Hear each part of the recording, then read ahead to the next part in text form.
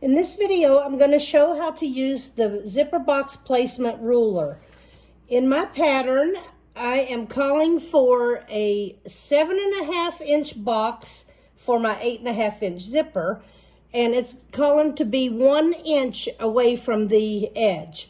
So I have marked the center point of my fabric, my exterior piece, my pocket piece. I will line up and also mark that center mark.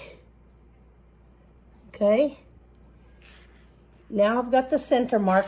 Now all I have to do is line the center of my ruler up with the center mark of my fabric. And now I can just draw this box on with confidence that it's going to be centered and drawn on correctly.